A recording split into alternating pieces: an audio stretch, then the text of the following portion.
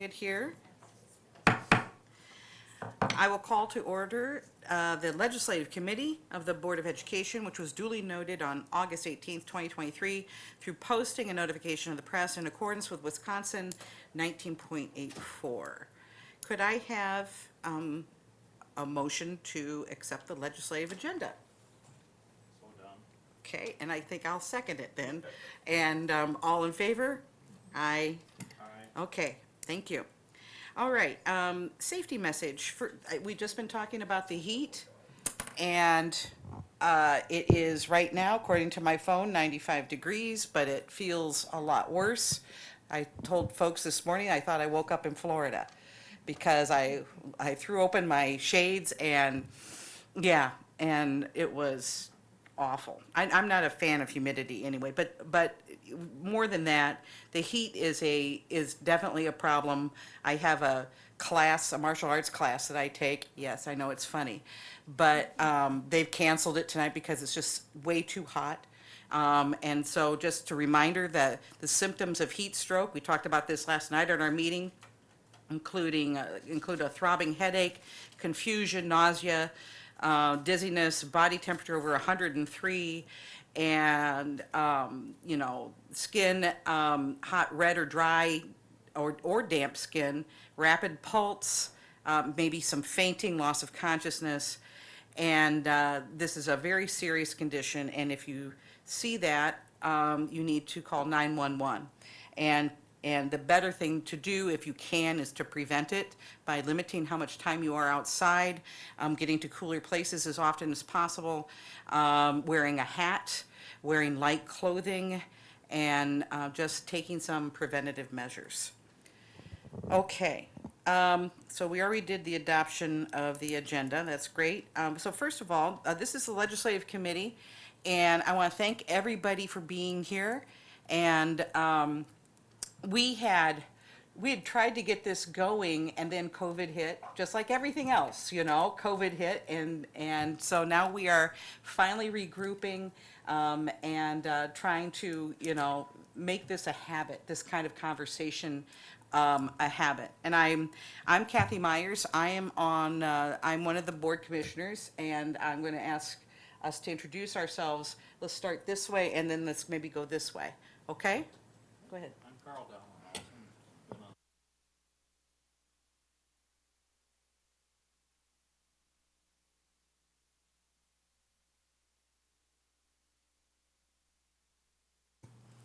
Well, I'm Ellen Schutt, and I'm a new representative, and I represent the 31st Assembly District, which covers portions of both Rock and Walworth counties. So I have a small portion of the city of Janesville in the school district of Janesville in my district. Good afternoon, everyone. I'm Sue Conley. I represent the 44th Assembly District, which is within the city limits of Janesville. Hello, I'm Representative Jenna Jacobson. I represent the 43rd Assembly District, which is the western side of northwestern corners of Rock County, so the western edges of the Janesville School District. Dan McCrae, I serve the district as its Chief Financial Officer. I'm Kim Parabom. I'm the Director of Pupil Services, so I oversee special ed, student services, enrollment, and safety in the district. I'm Allison DeGraff, the Director of Learning and Innovation in the school district. Welcome, Mark Olsman. I'm the superintendent, so thanks for joining us today. Scott Garner, Assistant Superintendent in charge of HR. Hi, I'm Dr. Smiley. I'm a CIO, Chief Information Officer for the school district. Patrick Gasper, the Communications Officer for the School District of Janesville. I'm Chris Medwalt, the Director of Secondary Education for the school district.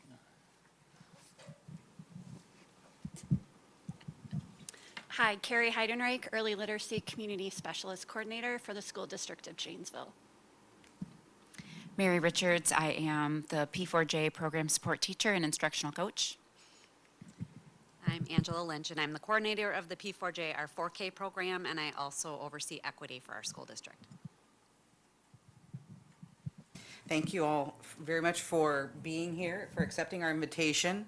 And thank you for all of our directors and staff here to help us with this, our conversation, because that's really what this is. We've had some legislation recently, but we also have ongoing issues that we want to talk about. And so our purpose here is to keep the conversation going. And so that as, you know, things come up or as legislation might be introduced, so that we will always, you know, we're be willing to share what kinds of impacts might occur as a result of any movement, you know, in your area or things that you guys want to hear from us. So we have an agenda here, and the first thing we wanted to talk about was the literacy bill, and I'm going to be leaning on you know, these folks here. My role, I feel, I want to just facilitate this conversation.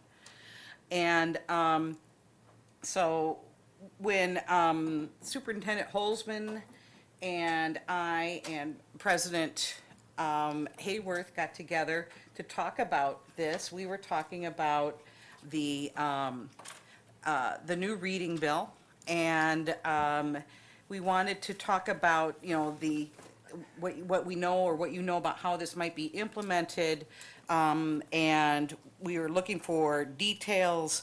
What we are wondering is too, you know, knowing what we already do. We want to see how much of what we already do may or may be in compliance with this new legislation. So I think maybe would one of you be willing to start to just sort of explain to us the highlights of that new bill?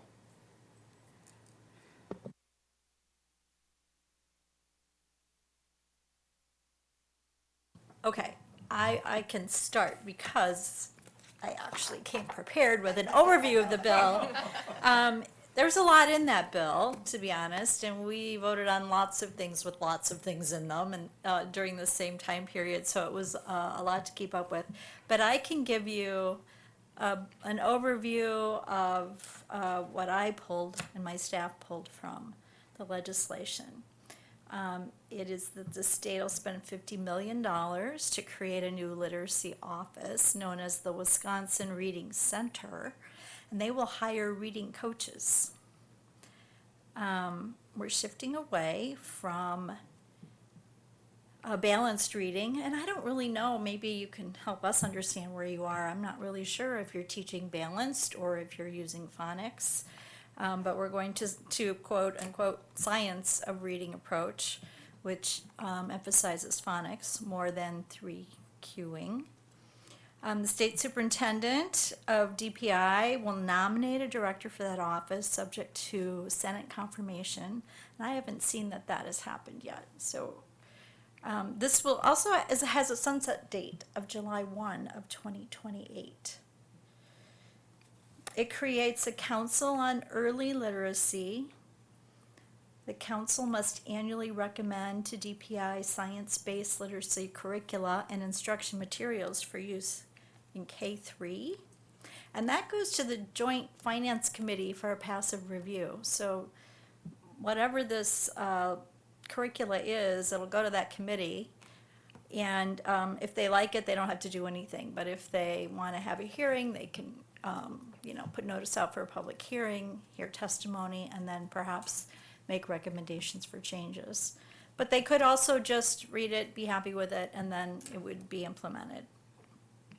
This council consists of 9 members, so the Assembly Speaker, the Senate Majority Leader, the State Superintendent, each will appoint 3 council members, and they'll serve staggered 3-year terms.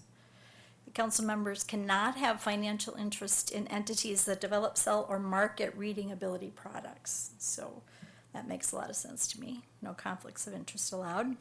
Emphasis on phonics.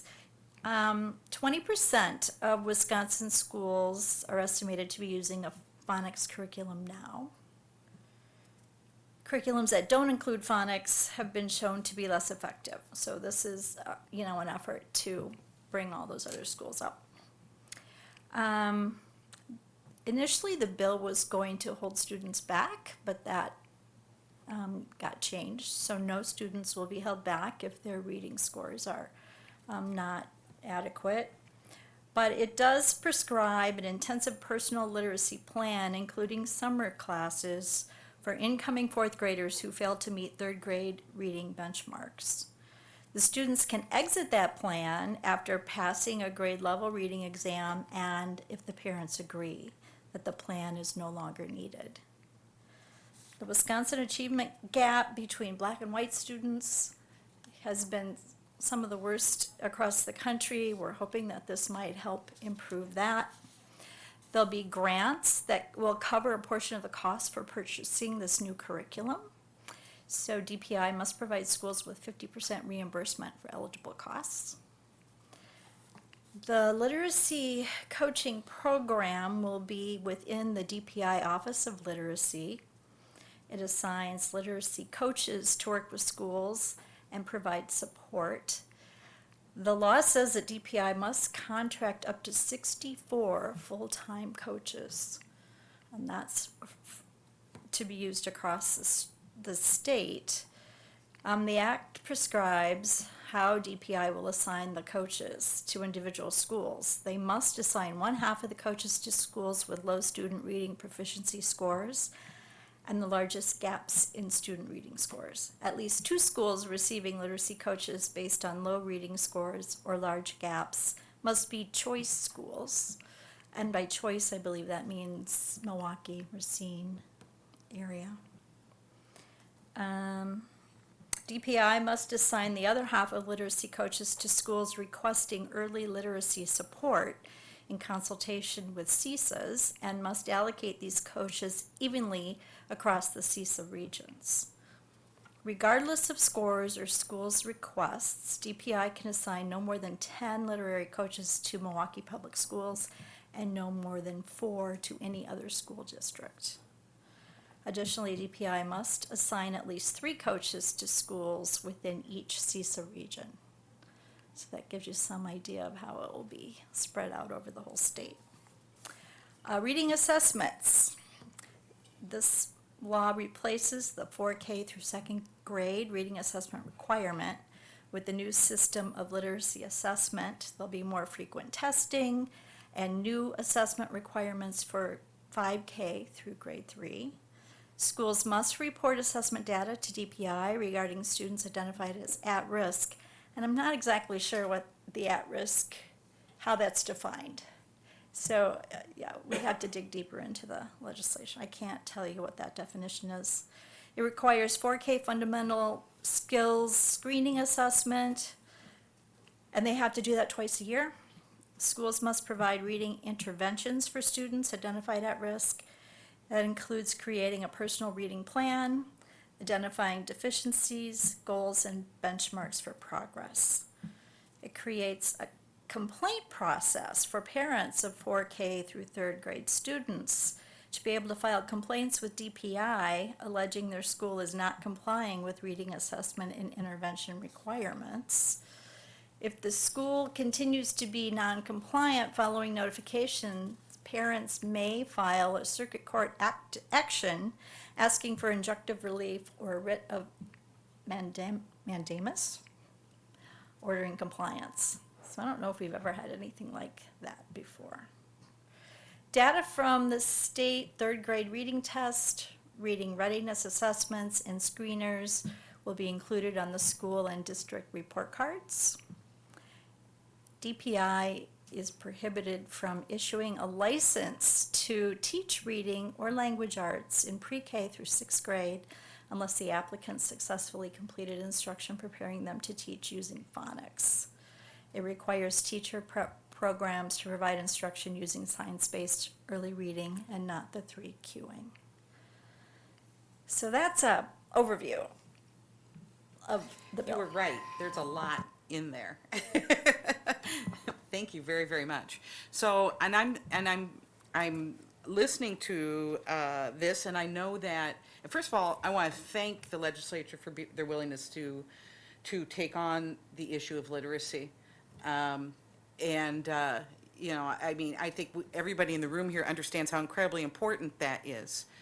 I was wondering if our directors over here could, Allison, if you could talk to about what do we do already? Because we've been talking about early literacy since at least 2017.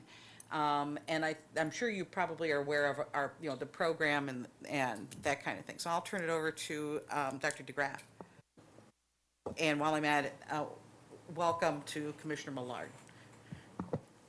Yes, thank you, Kathy, and thank you also for your willingness to, participate and have this discussion with us as well.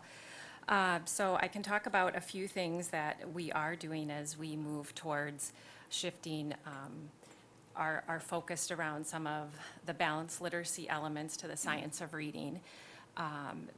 And I also just have a few additional questions that I would like to ask as well. So you heard a few introductions in the back as well. So one of the things that we have done a few years ago is we hired an early literacy coordinator, community coordinator specialist. And so that role is really focused on engaging families prior to entering school to help them learn more about reading, talking, and playing with your child before they enter school. So we have partnerships with our hospitals already, where their parents, when a child is born, is already receiving a kit that includes information on how you can begin developing literacy and math skills from day one. So that's been an important community connection that we have implemented in our district to help keep our community informed about the importance of early literacy. Our coordinator for our 4K program is here as well, so she works closely with our kindergarten and K-5 program to help with that transition. So as far as what we've done as a district too in our district literacy plan, we have recently last year adopted one of the approved curriculums that is part of the approved science of reading. So our Wonders curriculum, and in fact I talked with a representative this week from McGraw-Hill who we adopted the program from, and he said their volume of calls is so high right now from Wisconsin districts trying to remove Lucy Calkins and adopt Wonders. But what I worry about a little bit is that we make a quick adoption without preparing teachers for the instructional shifts that are happening. So we had the opportunity to spend a year training teachers on what those instructional shifts and practices are in shifting from those 3 cueing systems to those specific decoding strategies. So, we have adopted a science, a science of reading based program. We have also started a cohort. So some of the literacy legislation talks about professional development for our teachers and our district leaders. So we have trained, our principals were all trained this summer, all 12 elementary principals as well as our district leaders in the AIMS Pathway to Proficient Reading. So Letters and AIMS Pathway are really the 2 programs that are approved for the science of reading, and so all of our elementary principals were trained in that, all of our instructional coaches, myself, even our director of secondary joined us in the training this year as well too, and our 4K and early literacy specialist as well too. So we have completed that training as well. We are also, what we've noticed is one of the requirements for elementary teachers is to pass the FORT test at the state level once they leave college. We're finding most of our elementary teachers are not passing the FORT test, and they have to pass it within a year or so. So my concern is what's happening in higher ed, that our teachers aren't passing the FORT test, which basically what's on the FORT test is what's really a foundation of the science of reading.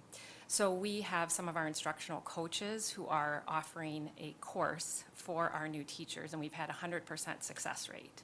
So all of our new teachers that are not licensed yet because they haven't passed it last year passed the FORT after taking our course. So, we're excited that we have a lot of those things in place to help move forward. As we've been reading the legislation as it's continued to provide more and more information. We've been trying to stay ahead of that a little bit. So we feel that we have things in place with our curriculum, the trainings that we're offering, and helping the onboarding with our new teachers and ensuring that they have that training as well. So a couple of my questions. With the 50 million that will be used for early literacy. So one, we've purchased that curriculum, so is there reimbursement? It is about 1.2 million to purchase that curriculum. So when we talk about 50 million, and that's the cost of one district for a K-5 program. So I just don't know how much, awareness there is around the cost of curricular programs. We were able to use some of our, working with our business office, some of our ESSER funding around that. And secondly, in addition to cost, so we had, as I mentioned, all of our principals trained. We also had a cohort of 30 teachers around the science of reading training in the Ames pathway, which is going to be some of the requirement for professional development, and it's about $22,000 for 30, a cohort of 30. We want to train our whole district. We feel it's essential for our teachers to have that training. But again, those are some significant costs that will be happening for districts. And just a concern with hiring 64 reading specialists, which there's limited licensed people for reading specialists, so pulling those out of our schools as well is how do we help balance that? So I guess those are a couple of, my questions or concerns moving forward too. I mean, I appreciate it. I think there's some really strong elements to the legislation that are going to really help our student growth and achievement. But, I think there are things that we can continue to keep working on. Thank you, Alyssa. Did you have any response to some of her questions? All I know is that there's going to be a grant application process to get reimbursed for curriculum up to 50%, but how many school districts are there across the state? Yeah. So I'll find out more information about that for you from DPI. I'm not sure if they've even been able to set up that process yet, but I'll look into it and get back to you. Any other questions or comments from any of the directors about the legislation, the cost of it? I think, obviously, you heard from our experts, so Dr. Graff is really up to speed on where we are, and without a doubt, we're working hard every single day to try to move our students' outcomes in a level that is improving, and we have a plan, and we're focused on that. We actually had a open welcome back yesterday for all of our staff, and we talked about our plan and how we're going to move students forward. I think sometimes, too, I think the challenge, obviously there's a lot of details in there. When I think about the school district of Janesville, for example, 9th largest in the state, and we have 20 schools. So, I heard that no more than 4 reading specialists. Well, there's 9 school districts or 8 who are larger than us, and one we know is Milwaukee, and they can't have more than 10.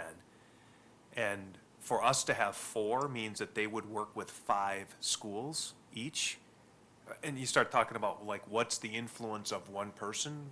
Each school probably has 20-something teachers, so I would be working on coaching 100 teachers, and if I spent a day and a half with each, that's 180 days, and there's a school year, right? And that's the influence that, so I'm not sure that the state hiring people to come into the district that we don't know, that they have to get to know people and the systems and how we do things, is really the best resources for, because you're going to spend, I don't know what it's going to cost for 50 or so reading specialists. So that's something to consider as you're looking at, like, well, first, where you're going to get them from, who's going to come, and then second, what's the impact of hiring, and that's Janesville. If you send, I don't know, 6 reading specialists to Madison, right, that you're going to have, that each person's going to have 15 buildings, of which I don't know that the outcome comes. So I think sometimes too, having local opportunities where maybe there's a reimbursement opportunity to say, we're gonna allocate FTE in each building or a certain piece of that helps. Resources are always finite, so that, like, again, I think it's just something to consider as you look at what is the best use of the resources. And I don't have the answer necessarily other than additional resources, but I'm not sure what an outside influencer is gonna do. Even if we had 4 of them here in our school district, will help. We'll work with our people that we currently have, but likely they're gonna be the trainer of trainers. And so the influence is a little less than maybe, I think, what people had hoped, so. But we're working on it, and I think it also forces us to continue to be responsible for successful outcomes. And that's not bad for us or for any school district across the state. So thank you for that. Thank you. Any questions or comments from Mr. Dommerhausen, or do you have anything you want to say? I always have comments on that.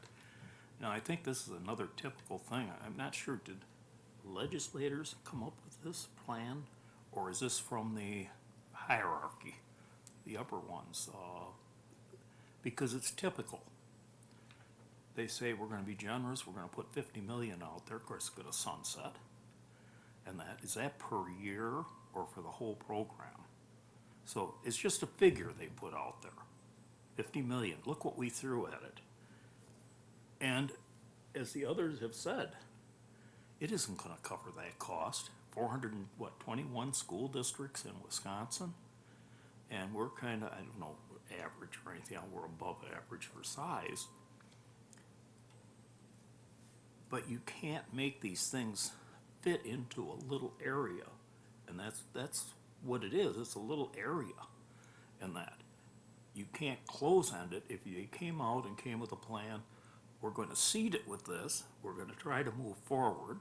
We'll put in more money if needed. We'll see how it goes. That would make sense.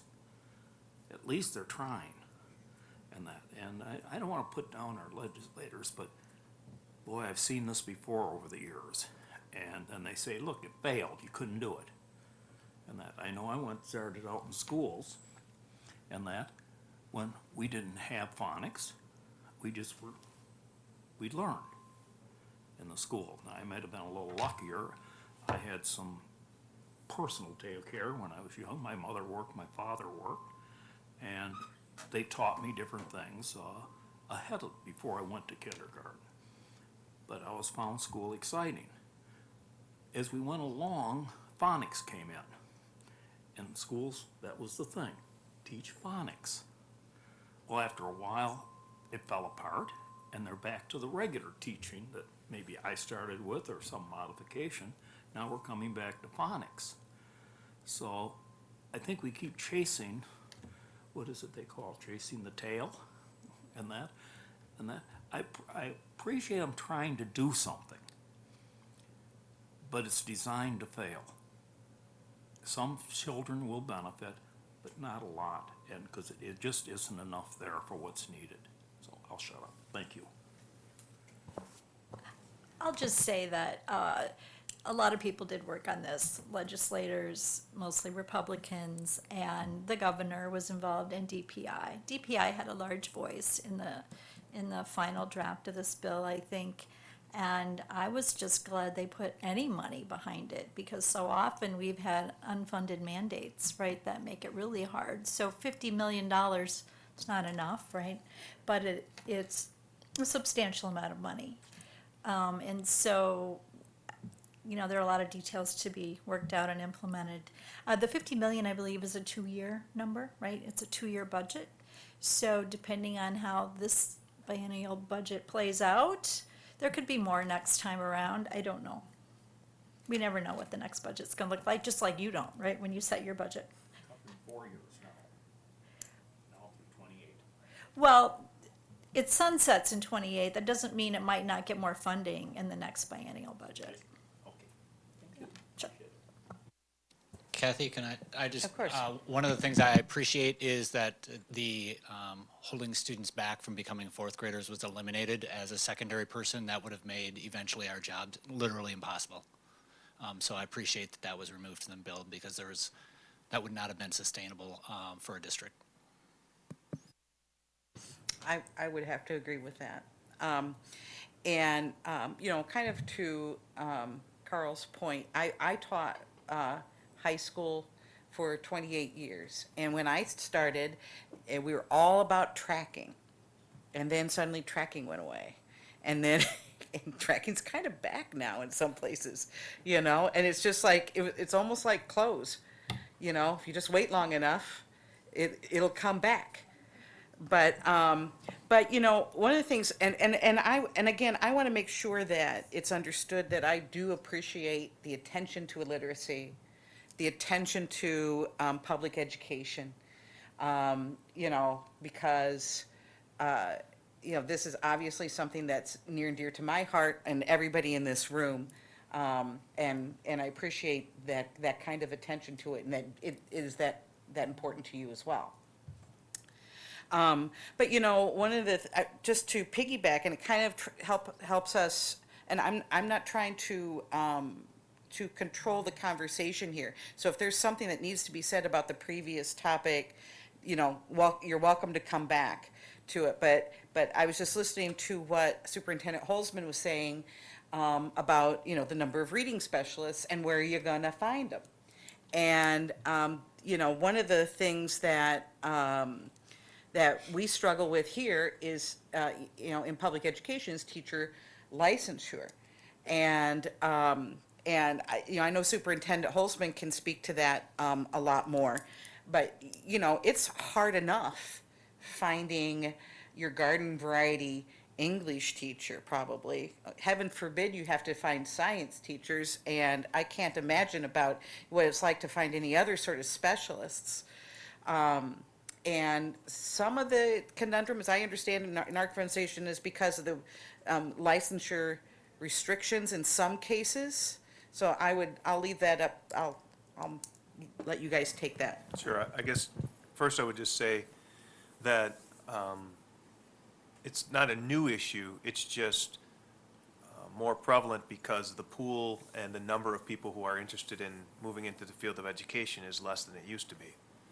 And so because we're always trying to be as creative and useful with the resources that we have, there are many times where we're trying to shift and focus our current staff into other spaces because we need people who have experience to work with our children.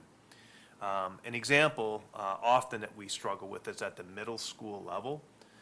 Many of our middle schools have licensure that are 1.8 or 1.9, and some of the folks will have licensures that are 7.12, and they have some different language at DPI now, early adolescence. But the best way I can explain it is that if I have a 7th through 12th grade English license, I can only teach English that's all I can teach is English. I can't teach science, social studies, language arts. If I have a 1.8, I can teach all of those, okay? And what happens is, at times, because we have to be a little bit more efficient, the numbers within our schools in each grade band changes. So we have teams of 4, and when you have teams of 4, or 200 kids, give or take, in your class, or 100, you can split up 25, 25, 25 in math, science, language, and social studies, and it works out fine. You start getting down to 75 kids, or maybe in our case 150 kids, and you actually have class sizes that really are too small for you to manage, so you need to have 3 teachers instead of 4. Well, in order to do that, all of those teachers have to have potentially different licensures than they had the year before, and the next year they might have to go back. And so the current system really would allow me to go hire anybody. It's easier to hire somebody who has no teaching experience and give them a 1-year provisional license than it is to hire a science teacher to help teach English in 7th grade. So you can't, the DPI does not allow that flexibility for us. So at times we end up either understaffing because we can't find people who have the licensure that we want, or we're hiring people and moving somebody else who have less expertise or less experience but have a provisional license. And a provisional means I have no experience, none whatsoever in teaching. as opposed to, I've been teaching, I don't know, I use English again, for 17 years, and I'm gonna teach one class per day of social studies. I can't do that. So historically, wasn't really a problem. We just hire somebody else and foot the bill. Now, because number one, we're trying to be fiscally responsible and we need to have some variety within, do we have 7 teachers or 8? Or in probably smaller districts, it's 3 or 4. It just is challenging, and I'm fortunate to work at times on committees at the DPI. And a lot of times I see this, right? Like, well, it's the legislature, they can't do it. And then we're just saying, we could use some help because we don't have the pool of people to hire. You know, I would say today, if we were to add a section in, you know, elementary or middle school, we would struggle to find somebody to fill that role right now. And if we did find somebody, it's likely from an area school district who's come into our district. It's not somebody who's not teaching. So then they're gonna be out, and we're gonna take one from Evansville or Edgerton or, you know, Milton or Beloit, and then they're out. So for us to have flexibility, especially for people who are currently employed and have been teaching, I think is really essential. And anything that you could do to help us with that would be I mean, not just today, but for the next years to go, would be really helpful. And I would just add to that, as you mentioned, Kathy, it's, you know, that it's, with hiring 64 reading specialists in the state, we struggle, you know, to find people with that 316, 317 licensure for reading teacher and reading specialist. And so, you know, last year we had some reading specialist positions go unfilled for a long time. You know, as Mark mentioned, because we ended up finding somebody from another district. So my concern as well is not only with the 64 reading specialists, is some of our own that we currently have that are hard to fill could be those applying for those positions, you know, as well as a possibility. So, you know, we don't want to lose part of the investment we have in that as well. So, but yes, we're maybe getting one applicant if we're lucky for those reading specialist positions. I just wanted to go back to Carl's, you know, your thoughts too as well. I agree. I feel like the pendulum is swinging back and forth, and the balanced literacy science of reading conversation is our old whole language versus phonics. It's just back in with 2 different titles. And so for me, a lot of it's about balance, is staying somewhere in the middle, because when we've gone too far where it's a whole focus on phonics, we lose that ability to help kids develop skills in comprehension and vocabulary. And when we focus too much on comprehension and reading text, that we've lost that foundational skill. So a lot of times we do have to keep in mind that we need to stay balanced throughout all of these swings. If I could just chime in for a second, I'd ask you to look at everything what they're saying is the shortage of staff and shortage of qualified people. And so look upstream and what's it look like coming out of the university or going into the university. So help us in part by looking upstream to see what policies or governmental supports could be there that would provide a greater pipeline of graduates to fill these openings, because it's not just in reading. We actually need librarians, and we actually need math teachers, and please, could we have someone that knows science and wants to teach in high school? So we really need that pipeline of teachers, and so it's almost like, oh please, can we go back and see like who's leaving high school and who's like what's encouraging them to join that to be graduates in 4 years, so we have a pipeline of people that can help the next generation. I'm sorry, Kim, did you want to say something? Okay. Well, Or- I was just gonna basically echo what they've said. You know, when I went to college, and most of us at this table, you could get a regular ed license for pre-kindergarten through grade 6. Now, your choice is of pre-kindergarten through a grade 3. But if you apply for the fourth grade job, you're not licensed for it, and you're forced to go back for additional schooling, which we know secondary and higher ed is extremely expensive. So that's part of the shortage issue, is we used to be able to come out of college with a broader band of grades to teach for the same amount of time it spent us to be in college. And now, if you want that additional grade band licensure, you have to go additional semesters to get that coursework, to get the licensure. And I would also just echo, it's very difficult to find reading specialists and title teachers. We already are needing to use those staff members for the special ed law requirements for specific learning disability testing, because part of that law requires that students go through at least 2 rounds of intense intervention for a minimum of 6 weeks for each round. And it's progress monitored or tracked on how they're making progress toward, compared to their grade level peers.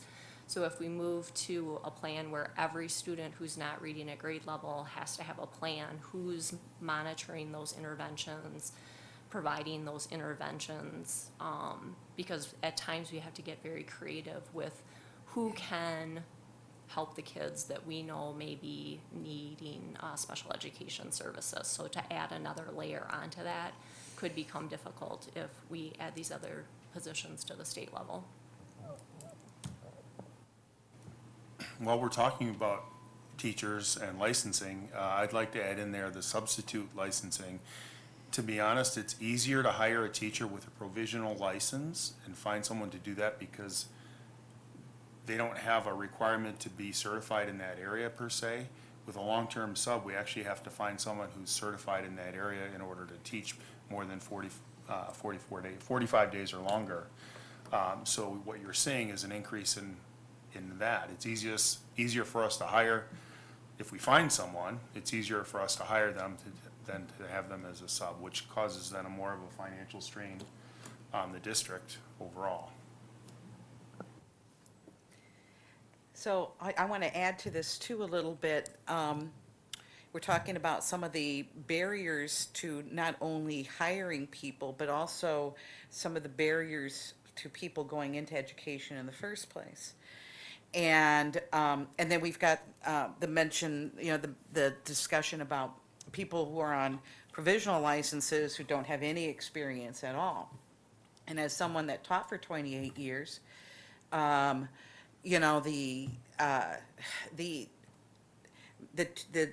educational program that I went to was very, very, very good. I learned a tremendous amount. But when I did my student teaching, or I did my what they call it, the practicum observation hours, I learned the nuance of teaching. And so, also to Allison's point, phonics works great for some. And then there's that one kid that you still have to teach because they've walked through the door and who doesn't respond to phonics. And so, again, that's the nuance that, there's never a one size fits all. It is an incredibly complex job. And so, and I'm just thinking about, as far as people going into it, one of the things that I think is inhibiting to some is the fact that the student teaching semester, which I thought was incredibly important to me, to learn this nuance, or learn as much as I could in a short amount of time, is not paid. And I don't know of any other sort of an apprentice program out there that isn't paid. And unfortunately, I don't think that we could afford to pay our student teachers, but it would be wonderful if we could, or if there was something that could be done to help us fund that, because that is, and it's always the semester, that student teaching semester is also always one of your most expensive ones as far as tuition is concerned, because they jack up the number of hours that you're paying for. And so it's not only it's not only without any salary, it's really difficult to work outside of that. If you really want to do it well, you need to concentrate on it. So Your thoughts? I was just gonna say that there have been conversations continuing about paying a stipend or something for student teaching, because that's a major hurdle. Yeah, so I know of some folks who get to the end and can't afford to student teach, right? You can't pay your bills and work for free like that. Absolutely. And I've worked with student teachers that were also working full-time jobs outside of student teaching. And, you know, it's a tremendous burden on them. It is an immersive project, you know? And if you're thinking about, okay, it's almost 3 o'clock and I got to be out the door and through the parking lot by 3:02 to get to my job before the students flood the parking lot, thinking high school, you know, you're not there. You really must be present to be a good teacher, whether you are, you know, an old timer or a brand new one.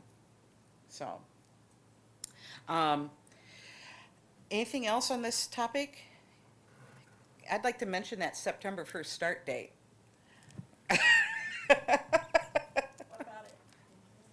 Well, doggone it. It just seems to me that, so I taught in another state that will not be mentioned. And we started last week, actually. Or they started. I'm not there anymore because I retired, but they started last week. And I taught advanced placement, language, and comp for at least 10 years. And there is a deadline for that, not just the end of the year, but there's a test that you're preparing students for, and you have only so much time, and it is content driven in a lot of cases. And if you are starting September 1st as opposed to, you know, earlier, then you are not able, especially in certain subjects like sciences, history, you are not able to get through the content, and you're shortchanging those kids. So it just seems to me that it's kind of, this is an archaic notion, you know, and it is, I mean, it, you know, it goes back to a time that I don't know that it really exists anymore, that our kids needed to work on tourist stuff. I mean, when I've been to certain places, they're in their 20s and they are not from the United States, which is fine. I'm glad they're here. But, so, anybody else want to chime in on that? Kathy, I'll just mention just before Mark starts talking.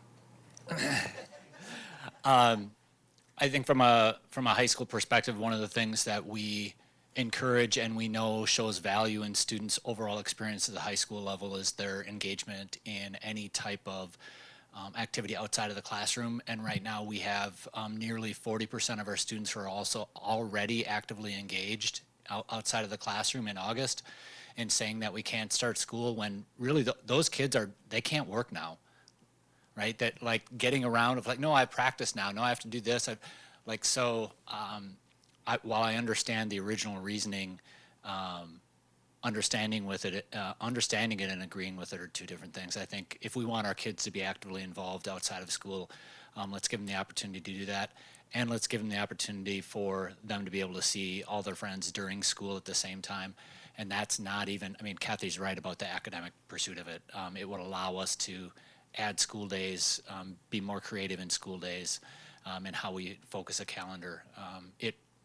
As somebody who is working with Dr. Graff on our calendars for the next 2 years, the September 1st start date is an extreme obstacle. And that's not hyperbole. It is an extreme obstacle in us creating our calendar. So, good work, Kathy. I just have to say, I live right, my backyard is the Craig practice field. And so I've been watching these football players now for weeks out there. And I was thinking the same thing as she was talking, that kids in sports, soccer, I mean, they're already engaged, even though school is, it feels like a long way off. It's next week though, isn't it? But anyway, I had the same thought, so. I guess I would add, I understand that sometimes there's political capital. You have to decide, is it worth this or is it worth that? From the school district standpoint, if you look at schools, particularly private and voucher schools who don't have to follow that law, I would beg you to find some that aren't starting before September 1st, right? The second piece is, if there's ever a place to at least lean into, this is a Goodyear example. So September 1st happens to be on a Friday.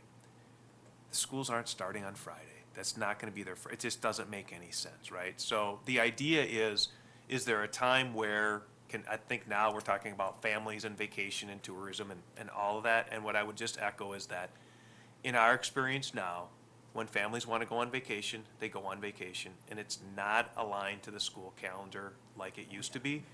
So, I think it really provides us with the flexibility, and as much as school is different, it's the same. We can't wait to get out, and we can't wait to get back.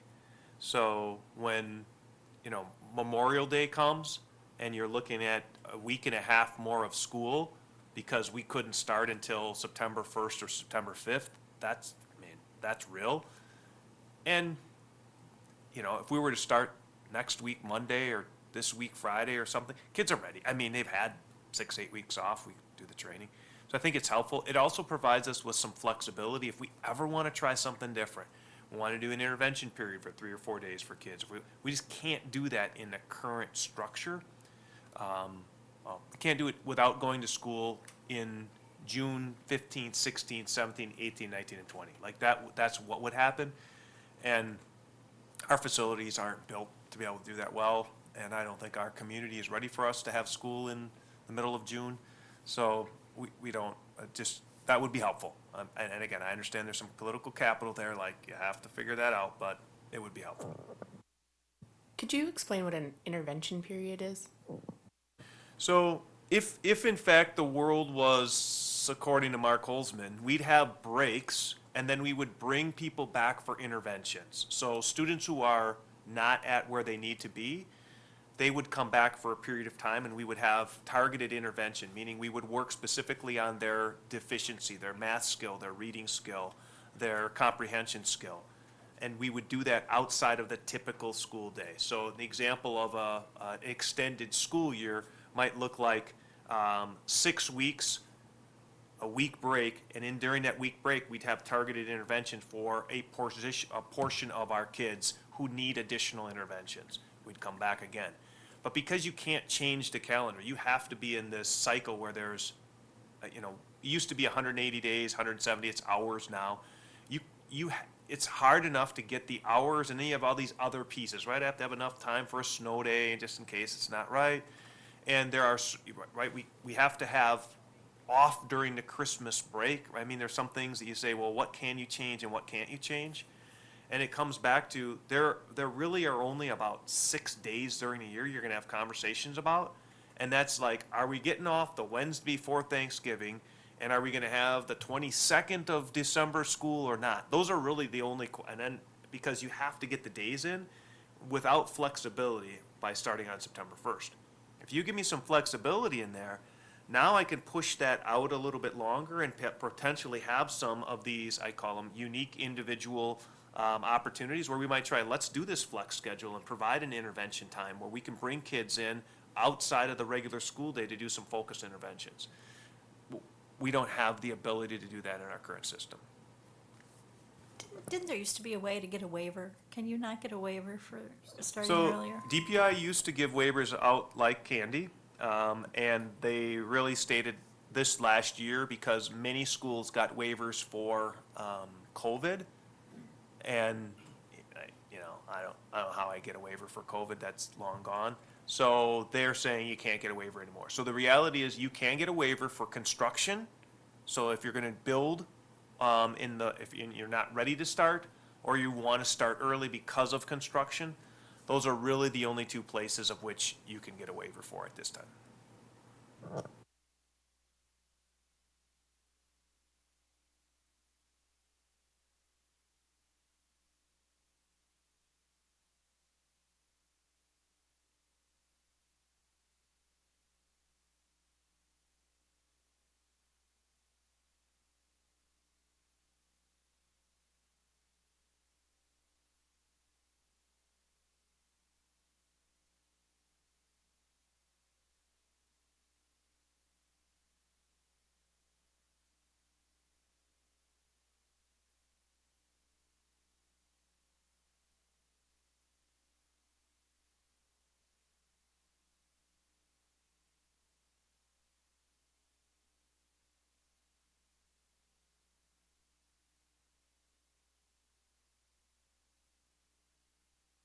Yeah, I'll just start the conversation, and then I'll turn it over to our folks. We transferred this year $12 million from Fund 10, which is our operating, to our special education fund. So the School District of Janesville moves $12 million annually because we are, what do you call it, not funded fully or underfunded. So any additional resources that the state legislature provides the school district allows us to use those resources to support other things because we are required to fully fund special education, whether the legislature helps support that or not. And so we're appreciative of the 3% increase that we have. We're still providing significant resources from non-special ed areas so that we can fully fund special ed. And we want to do that. We need to provide all the resources necessary for students who have exceptional needs. But for us, it's 12 million. So I guess I would just say anything you can do is helpful. And the trends in special ed, it's becoming a much more needed service, isn't it? So our numbers are starting to increase in the district as far as the number of students who require special education. But along with those numbers, what we're seeing as a huge difference compared to 20 years ago is the complex needs of those students. So, you know, in the past, maybe a student had a learning disability in reading, but now we see students coming in who are struggling academically, they have emotional, behavioral needs.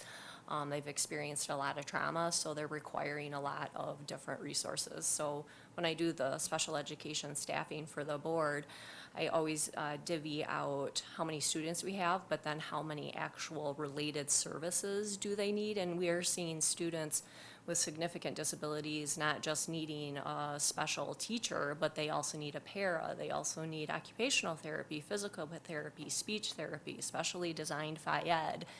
And that's where those additional costs are starting to come in. We're also seeing a huge increase in students coming out of our Birth to 3 program in Rock County. We've not seen numbers like this in probably 5 or 6 years, and a higher number of students with intellectual disabilities, which are our students with the most significant disabilities. And so those costs are on the rise, as well as a number of students who at times we are just not able to support because they have such extreme behaviors. And we do have to look for outside placements for them, but even those agencies are completely full. I know the Richardson School in Beloit, which we sometimes have to access, has a waiting list for the entire year. So if you didn't get a student in, or if you have a student that moves in that needs that resource, but it's not safe for the student to stay at school, we have to look at other options, which could mean trying to hire an additional teacher for that teacher or for that student in a separate placement outside of the school. So it is becoming more complex. And transportation costs obviously are not going down for anyone, whether you're special ed or regular ed, and more students are requiring special education transportation as well.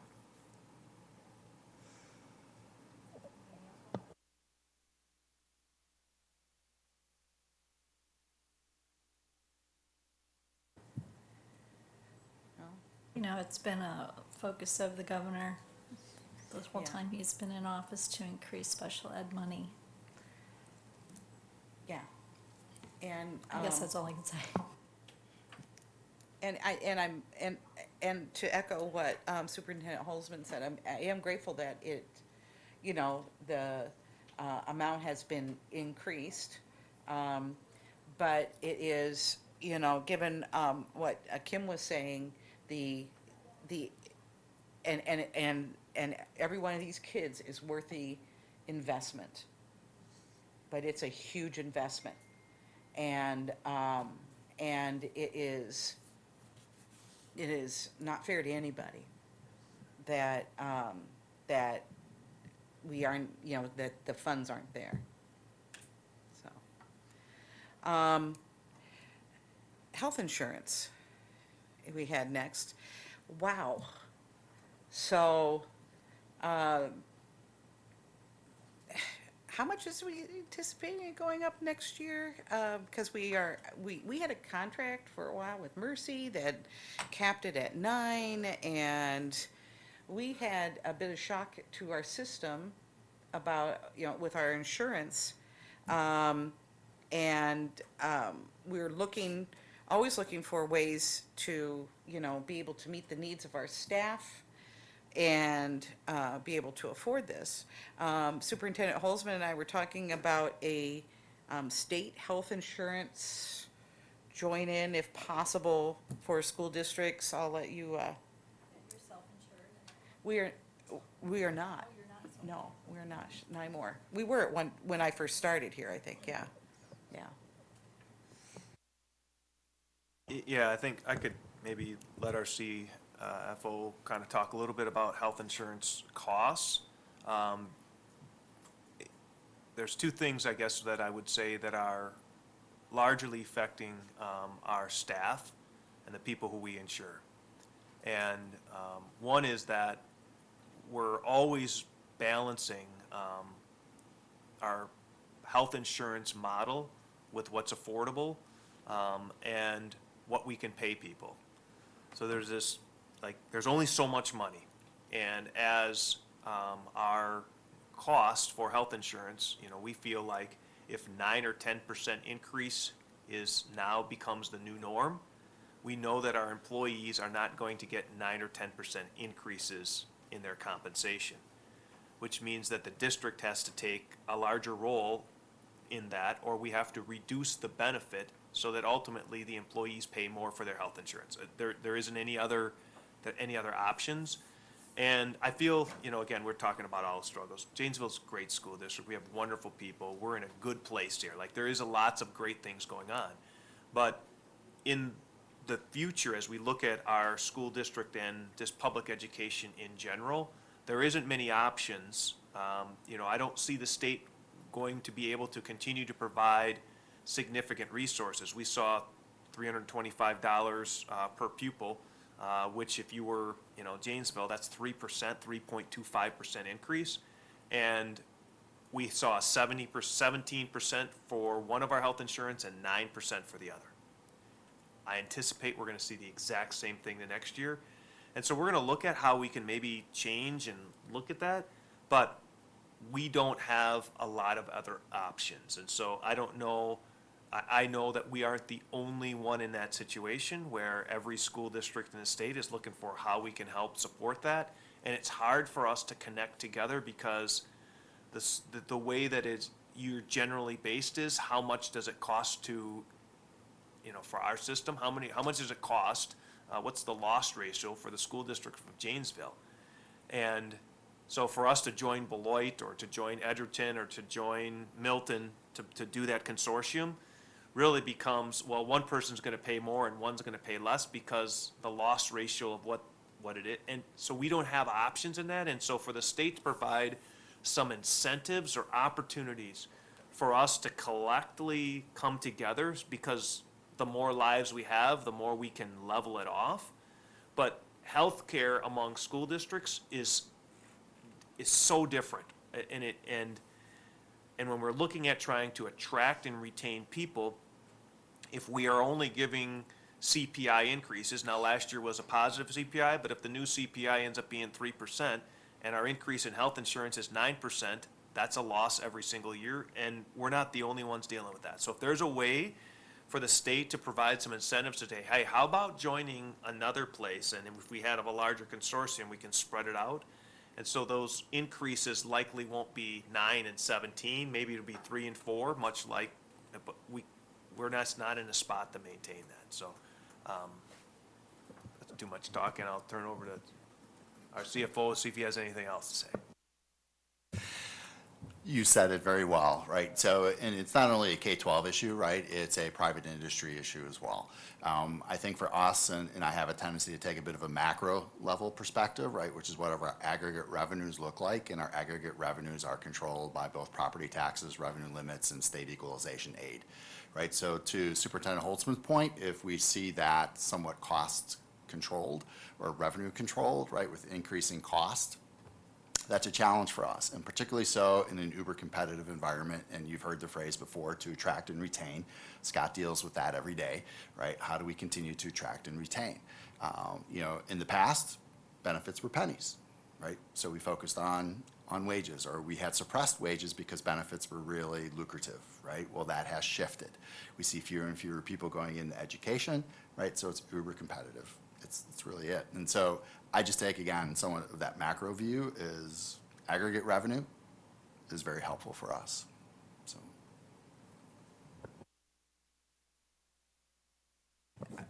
Go ahead. And let me say too, right, so I know I focused on revenue, right, and my friends in the private sector, from which I have a ton of experience, would say, oh, so it's all about the revenue.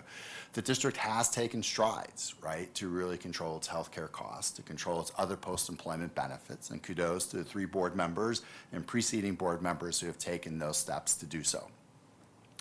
But it is just extremely difficult, again, within a revenue-controlled environment, to even conservatively manage your budget when you just have outside influences. When we talk with our teachers about this situation, I think they're always a little surprised at how little control we have, over this, their premiums and their deductibles and all that kind of stuff. We really, there's very little that we can do. We're kind of at the mercy of the market. So, what's that? Mercy? Oh. Oh, I see what I did there. Now, thanks for telling me what I did. Yes. Yes, yeah, right. Okay, so that, we've kind of covered all of the things that we thought we wanted to talk with you about. And again, our purpose here was to, is to keep the lines of communication open and,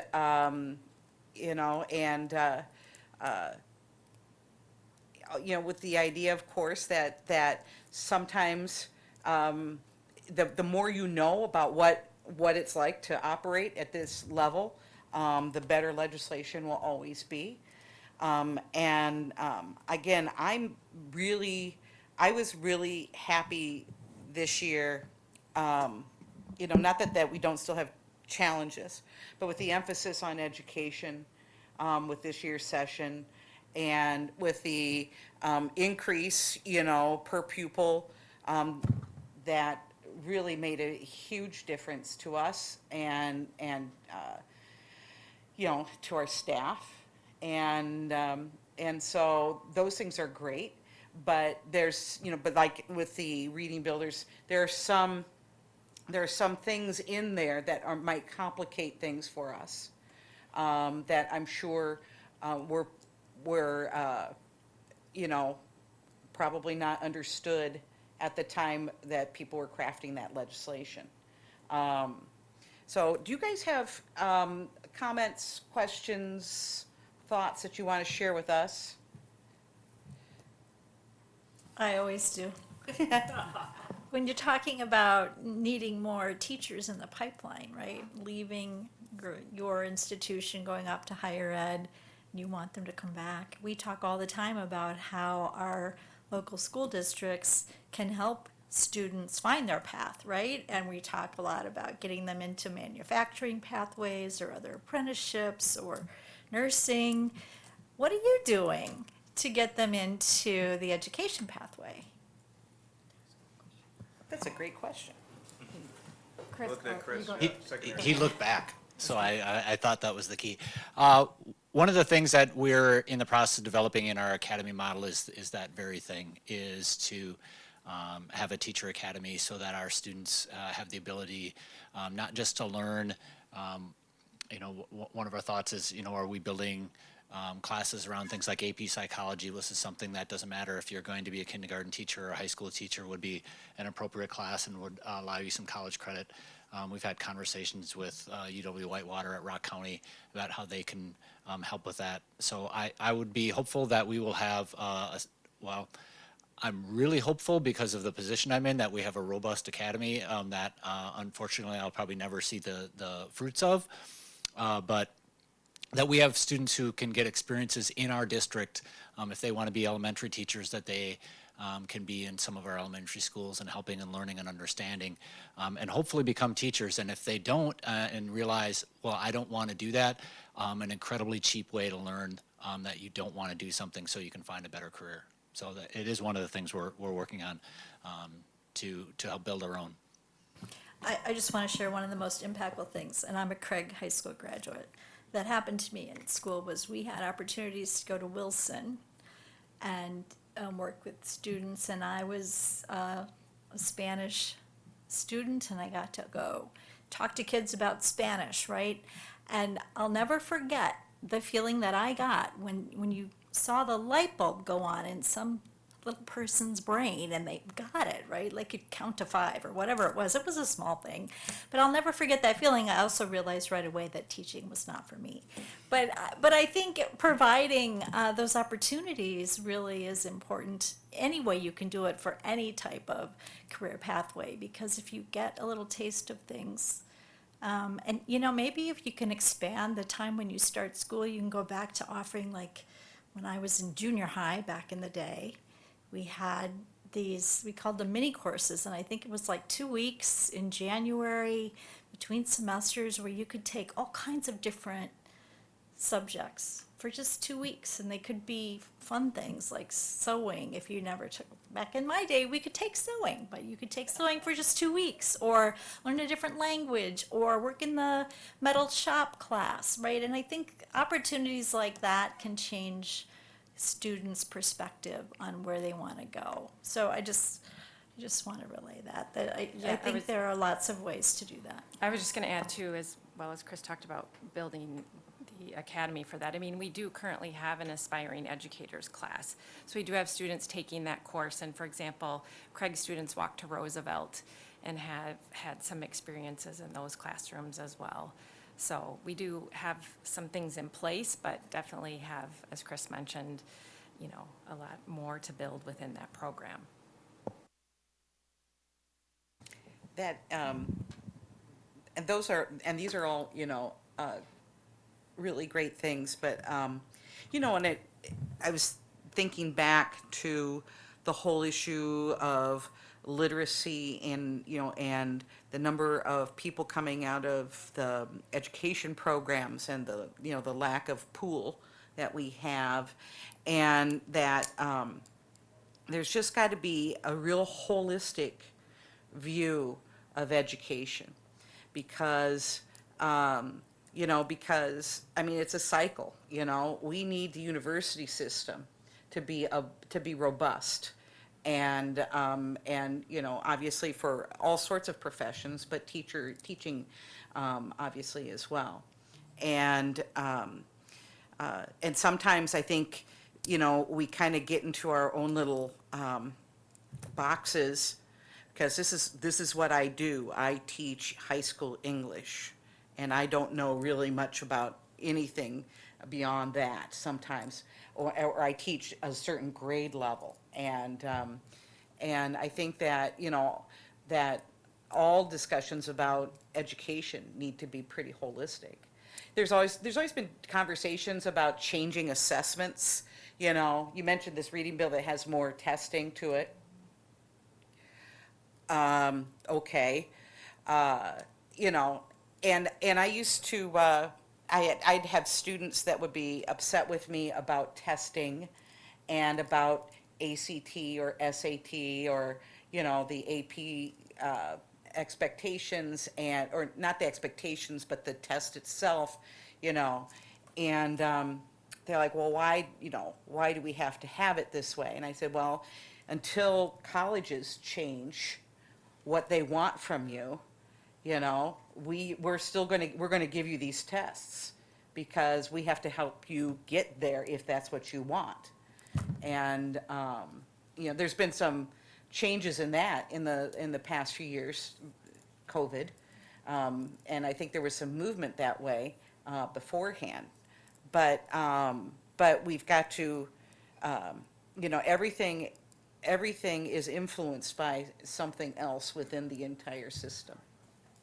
So, any other comments or? I just want to say, anytime a new law comes out and it has to be implemented, things come up that were unintended or unanticipated. And as you work your way through this legislation, if you would let us know if you stumble upon things like that that are, red flags or just impossible for you to get through, just let us know. Reach out to all of us and let us know. Because maybe there's a fix. You're probably not the only one experiencing that. And we can pass more legislation if we need to fix some things with this bill. So, thank you. Thanks for having us, Stuart. That's actually a nice segue. Yeah, Dan, Oh, I'm sorry, I didn't mean to. you go ahead. I can hold my segue. Okay, great, thanks. So just before I maybe lose the audience, so I think I could speak for everyone in the room and just really thank the three of you for stepping up and running for public office and serving your constituents in the state of Wisconsin. So thank you for that. I had spent some time in Clinton, right? So I'm a little familiar with your area there, Representative Shute. You represent, I believe, if memory serves me correctly, 11 school districts from Fontana to Beloit. More? I don't actually have Fontana or the Lake Geneva area anymore Okay. after redistricting. Oh, redistrict. But you still have a number of school Yes. districts, right? That really range in Yes, terms of they're what very their fiscal different. needs are, right? And that's a challenge, and so thank you to the three of you for just navigating that. I know our 9 commissioners at times have difficulty, administrators, we have difficulty, and you do as well in trying to provide blanket legislation for all 421 school districts. Where I really kind of want to go before I give up the microphone is certainly appreciate the increase in the low revenue limit floor from 10,000 to 11,000. That benefits the school district of Janesville greatly. And we certainly really appreciate the increase in equalization aid, which I just tell people all the time is really property tax relief. I know there's a significant investment in the school levy credit, right? It's a rather unknown piece of the school finance puzzle that even I struggle with at times in terms of defining. And there's a significant investment, more so than equalization aid, in the levy credit. And that's great for local property taxpayers throughout the state. I selfishly, though, would really have appreciated that more on the equalization aid side, because every school district will pass a levy in the fall, right? And then they will actually see, that'll be the headline, right?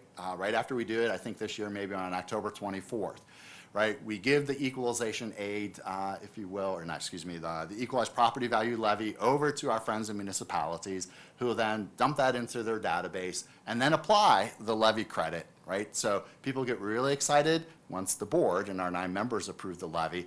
It's somewhat tempered after the fact. It just is kind of slid in there, right? And so this is just when the next biennial budget comes around. Love the property tax relief, can certainly appreciate that. All of us pay property taxes, maybe a little more so on the equalization aid side and less on the levy credit side. It's just easier for us to explain, right? Because it does diminish the tax burden that these 9 members will approve in October. Thanks. So thank you. Really, thank you for taking time out of your day and for meeting with us. And thank you, Sue, for, saying reach out. And that's kind of what I wanted to wrap up with. It's like, I'd like us to do this, to have these kind of conversations more regularly, if possible.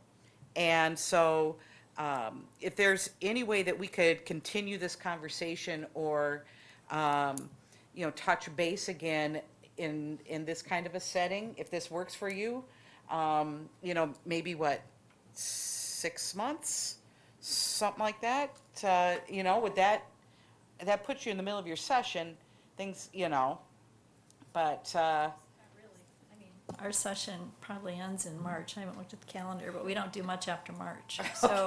So, if you want to impact legislation sooner rather than later is important. But when we wrap up this current session, 4 session periods, I should say, then we've got a lot of time to be in the district, right? So if summertime is a good time, I just think anytime you have things that you really want us to know, you should reach out. I live here, I'm always happy to come and meet with you. I can't speak for everybody, but I'm always happy to come and listen to hear what you need. So I would reach out when it works for you. I just want to echo what Representative Conley said as far as always feel free to reach out. These types of gatherings are great, and we should definitely continue doing them on some sort of schedule. We'll decide later what that looks like, but it's always helpful for me to hear from you all as we're considering legislation, or as you're working through, for instance, this literacy bill, and finding out what works and what might need to be tweaked, because that's kind of how I view that this is supposed to work, right? So we're making these laws, but we need that feedback from y'all. So please don't hesitate to reach out anytime. And I just wanted to quickly say as well, I really appreciate y'all highlighting some of your concerns with that literacy bill, specifically around hiring teachers, even the licensure issue. I was not made aware of that previously. I think as we look at workforce development issues and what we can be doing as a legislature to encourage folks to come to the state, that'll really help me understand and help us understand where we can focus some of those efforts to make sure that we're fulfilling our need, because we know that so many industries around the state are struggling for workforce, but this is in relationship to the success of our kids and their futures. And so we kind of need to prioritize, in my opinion, we need to prioritize that to make sure that our kiddos are set up for success. So thank you.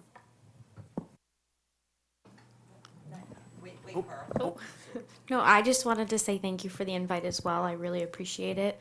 When I first got elected, I actually made time to meet with all my superintendents just to see what was important to all of my schools, because I do represent various schools with various needs. And I also love this forum idea though, so I'm very open to it if you guys want to have it in the future. And I appreciate learning new things that's important to the school district of Janesville. And I'd like to echo what Rep. Jacobson said, that I didn't know the licensure issues were what they are. And I actually think we're talking about licensure in general for a lot of different careers, that there are issues. And so this is a topic we're definitely talking about. So if you have more information of how we can help, it's a priority to me. I've actually had other school districts say, not in the same way of like K through 3, it's one license versus 4 and up. It's, licensures for Spanish teachers who already speak Spanish because they grew up speaking it, but they still have to go through a huge process. And it's something me and Senator Noss were actually looking into. So I'm very open, would love to learn more, and just thank you for having me today. Before we go, you heard a lot about budgets, and you always do with every superintendent you talk to. But one of the things I think is important for us in that is Janesville's always been a conservative district on how they spend their money. And I remember I was first on the school board when we were able to take a look at all our monies in that, and we always said, well, we don't need to tax to the max or anything else. We can save that for someday. Always back then you could. You could save it for the future when you needed it.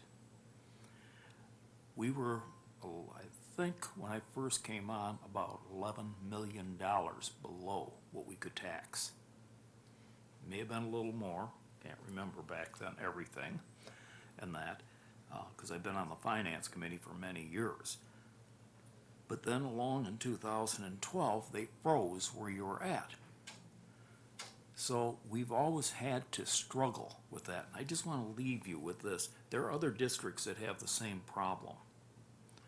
And I'd like to see the legislature do something about loosening up those districts that when they were froze in 2012, some help back from that time and that.